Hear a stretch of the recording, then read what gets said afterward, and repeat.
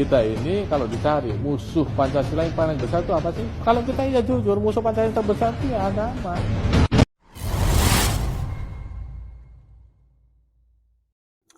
Astagfirullah, Pak Yudian Wahyudi segitu bencinya Kak terhadap agama sehingga mengeluarkan statement bahwa agama adalah musuh dari Pancasila. Saya kira ini sangat miris, dan tidak hanya itu. Baru-baru ini Pak Yudian Wahyudi sebagai kepala BPIP melakukan aturan terhadap paskibraka yang akan melakukan upacara 17 Agustus di IKN untuk tidak memakai jilbab selama pergelaran upacara tersebut. Dan hal ini tentu membuat rakyat Indonesia murka, para netizen buka suara, dan lagi Pak Yudian Wahyudi ini dirujak habis-habisan oleh netizen. Untuk itu tanpa berlama-lama langsung saja kita simak bagaimana klarifikasi dari Pak Yudian Wahyudi dan juga komentar para netizen yang begitu pedas. Sehubungan berkembangnya wacana di publik terkait tuduhan kepada BPIP melakukan pemaksaan lepas jilbab, BPIP memahami aspirasi masyarakat. BPIP menegaskan bahwa tidak melakukan pemaksaan lepas jilbab. Penampilan paskibraka putih dengan mengenakan pakaian, atribut, dan sikap tampang sebagaimana terlihat pada saat pelaksanaan tugas kenegaraan, yaitu pengukuhan paskibraka, adalah kesukarelaan mereka dalam rangka mematuhi peraturan yang ada dan hanya dilakukan pada saat pengukuhan paskibraka dan pengibaran sang merah putih pada upacara kenegaraan saja. BPIP sebagai badan pembinaan ideologi Pancasila tetapi sayang tidak memahami betul apa itu semboyan Bhinneka Tunggal Ika yang memiliki makna walaupun berbeda-beda suku, ras, agama, budaya tetapi tetap satu kesatuan yang utuh sebagai bangsa Indonesia. Maka jika ada pelarangan terhadap satu orang saja untuk menjalankan perintah agamanya sekalipun itu diatur dalam peraturan pemerintah ataupun surat keputusan kepala badan, maka jelas hal itu bertentangan dengan semboyan Bhinneka Tunggal Ika. Dasarnya adalah konstitusi kita, Undang-Undang Dasar 1945 pasal 29 ayat 2 menyebutkan bahwa negara menjamin kemerdekaan tiap-tiap penduduk untuk memeluk agamanya masing-masing dan untuk beribadah menurut agamanya dan kepercayaannya itu. Maka setiap undang-undang, peraturan apapun, bahkan surat keputusan kepala badan sekalipun tidak boleh bertentangan dengan Undang-Undang Dasar 1945. Boleh seragam atau uniform seperti yang Anda sebutkan, tapi bukan berarti harus melanggar perintah agama atau melanggar konstitusi. Bagaimana menurut Anda? Lagi-lagi, kalian udah baca berita ini? Kalau ini benar terjadi dan BPIP adalah biang keroknya, saya rasa perlu diusut secara tuntas dan lugas. Kenapa? Sebagai bagian orang yang pernah terlibat menjadi salah satu anggota paskibra di level kecamatan dan kabupaten, tidak ada korelasinya. Bahkan kita perlu mempertanyakan BPIP. Akibat dari apa? Ada di Pancasila itu ketuhanan yang Maha Esa dan negara kita menjunjung tinggi toleransi. Lantas hal semacam ini bukan menjadi solusi, bahkan menjadi sentimen terhadap negara bahkan BPIP. Jadi please, sebelum bicara tentang pengibaran bendera, sebelum bicara tentang hal-hal yang sifatnya toleransi, coba BPIP sendiri clearkan nilai-nilai Pancasila dan jalankan nilai-nilai Pancasila, terutama di sila pertama ketuhanan yang Maha Esa, dan kita menjunjung toleransi. Usut tuntas. Kalau benar bahwa yang meminta para paskibraka kita untuk melepas jilbabnya ketika bertugas adalah Badan Pembinaan Ideologi Pancasila, maka BPIP sangat tidak Pancasilais. Karena Pancasila sila pertama adalah ketuhanan yang Maha Esa.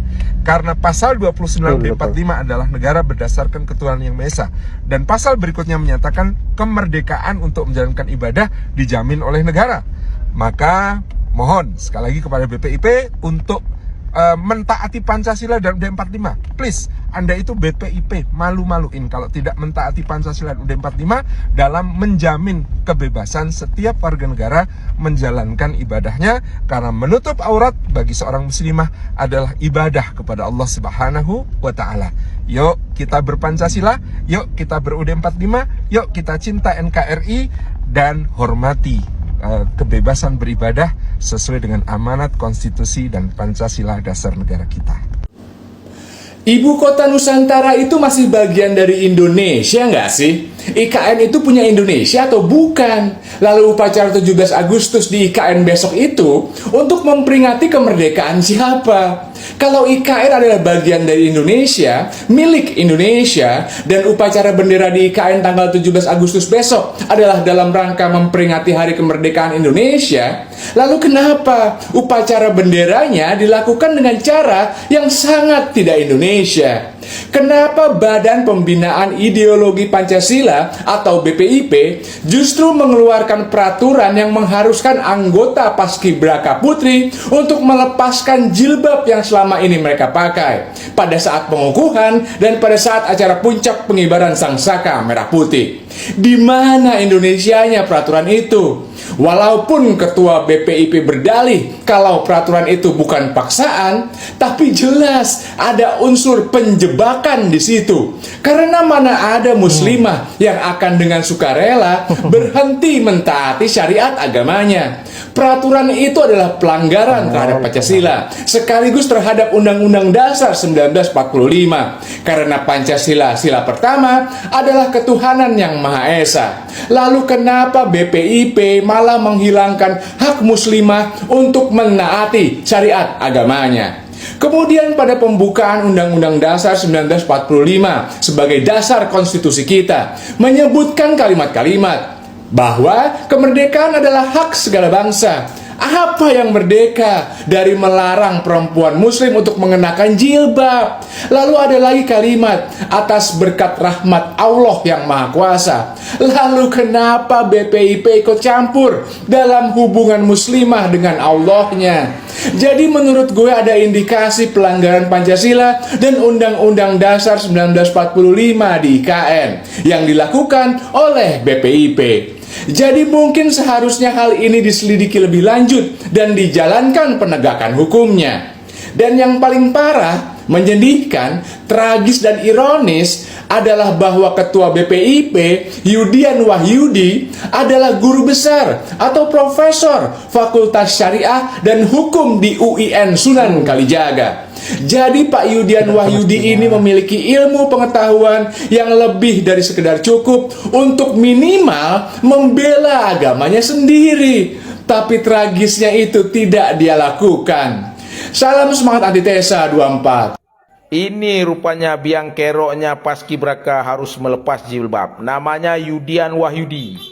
Ini si Yudian Wahyudi ini rupanya dulu pun waktu diangkat jadi kepala BPIP, apa dia bilang nih? Kepala BPIP sebut agama jadi musuh terbesar Pancasila. Astagfirullahaladzim.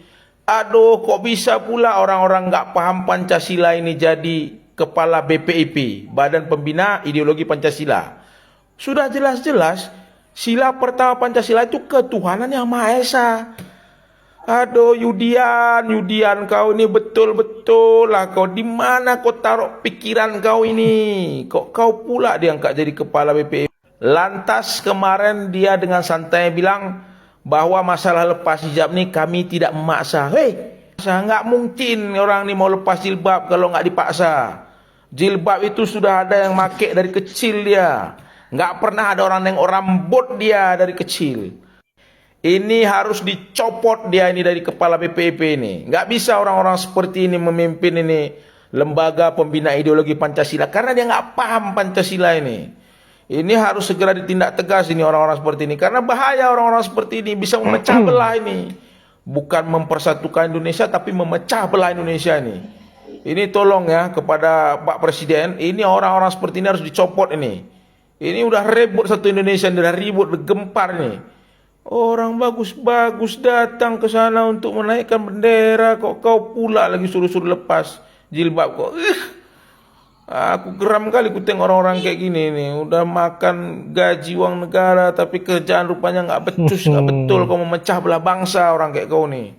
Tolong nih ditindak tegas orang-orang seperti ini. Bisa-bisa pula kau sebut agama jadi musuh besar Pancasila. Kau baca lagi Pancasila kadang-kadang. Kurasa nggak hafal kau Pancasila nih. Yap, itulah berbagai komentar para netizen terkait dengan apa yang menjadi pernyataan Yudian Wahyudi yang mewajibkan paskibraka melepas kerudung, saya kira menjadi kontroversial dan viral. Pak Yudian Wahyudi jadi bulan-bulanan rakyat Indonesia maupun netizen. Baiklah sahabat-sahabat, saya kira hanya itu. Terima kasih sudah menyempatkan diri untuk menonton dan semoga ada manfaat dari video yang saya up. Saya akhiri dengan ucapan wallahul muwaffiq ila aqwamit thoriq. Assalamualaikum warahmatullahi wabarakatuh.